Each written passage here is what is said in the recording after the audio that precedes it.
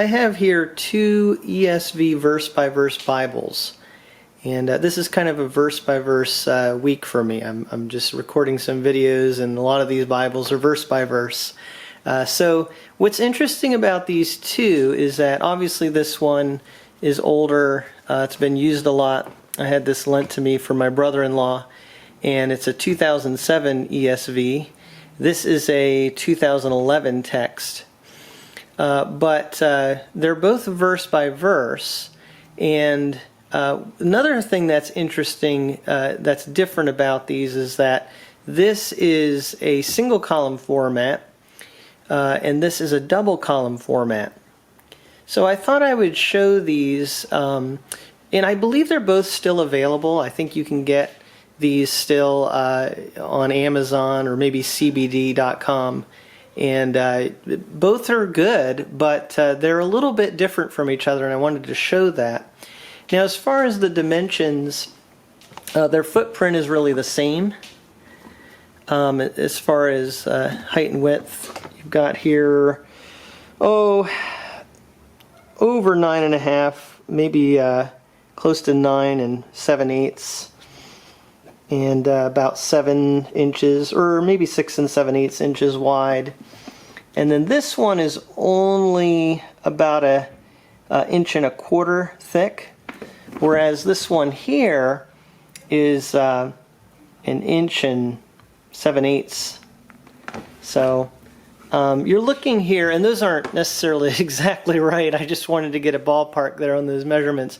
You're looking here at similar size, except this one is definitely a lot thicker, and that's because of it being single column. So this has a better use of space. It's a little easier to carry this one. This is almost more of a thin line kind of a dimensions to it, whereas this one is definitely, as you can see, full size, pretty thick, hefty Bible. Now, I did want to show you, if you use a true tone a lot, you definitely get some wear and tear. You can see that on the outside. You can see when you get to the inside here, a little bit of the cover coming apart there from the text block. So when you're looking at this one, I just got this pretty recently. This is brand new, and so it looks great, but if you use it a lot, there can be a lot of wear and tear on them. So let me just show you the ISBN numbers here so that you can compare those if you'd like to. And those are the two ISBN numbers, so you might be able to look those up and find them. An interesting difference I noticed, even though these are the brown cordovan cover, I believe it's called. They're the true tone cover, so they're not genuine leather. It's just a synthetic. But this one here on the back has the same design as the front. And this one here has a different design on the back. It's just all brown.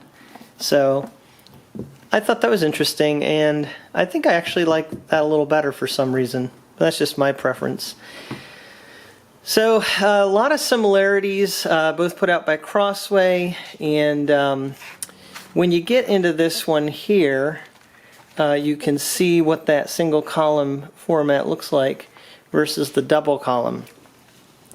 So what is an advantage with a double column is better use of space. It takes up less pages, I would say, to fit the whole Bible in there. And some people like reading with the double column. A lot of people do. Single column, though, is really nice in this instance because of the layout. And one of the nice things that you'll see here is you get margin space on either side of the verses here. So you can really write in the side margins referring to each specific verse. Whereas in this one, you can write easily on the side margins for these outside verses, but it's a little harder to write in these margins, obviously, for these inside verses. Another really nice thing is that the references in this one are easy to see and get to. They're right in the inner margins here. So that's a really nice feature of the single column. Whereas with a double column, they have the references just squished down on the right hand bottom corner on each page. So I would say overall, layout-wise, I like this better. Another thing that's really nice about this layout is when you get into poetic settings. You notice here that that's a single column poetic line structure that they have there. When you get into the Psalms in this Bible, that's still double column, but you don't even have a poetic setting. Is that the end of the world? No. But I think if I had to choose between the two, as far as formatting, I think that looks really good and is really nicely done. So when it comes to these two editions, again, this is thicker, more hefty Bible, but it does have some advantages in the single column formatting. This one here is more streamlined or thin line, but you don't have maybe quite the advantages as you do in the formatting. So that's just some of the differences there. With ESV verse by verse formats, they really, all of them that I've seen, just have a nice layout to them, and what I like is that the verse numbers are nice and bold. And you can see that here. Very easy to find each verse. And that is the case with both of these Bibles. Again, in this one too, when you're looking at the verses, just really good, easy to find those bold verse numbers. So great for teaching. You get the same introductions, I believe, with each book in both of these, as well as all the Crossway editions. So I just wanted to show those a little bit. I didn't really look yet at the back, but if we look at the maps in the back, here are some of them on this edition here. Again, this is copyright 2007, this one 2011, and I think the maps are pretty similar, although I would say it looks like maybe these ones are a little more colorful actually.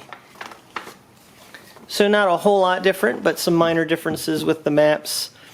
And that's just a comparison of these two verse-by-verse ESV Bibles I thought you might like to look at in case you're shopping for a Bible like this.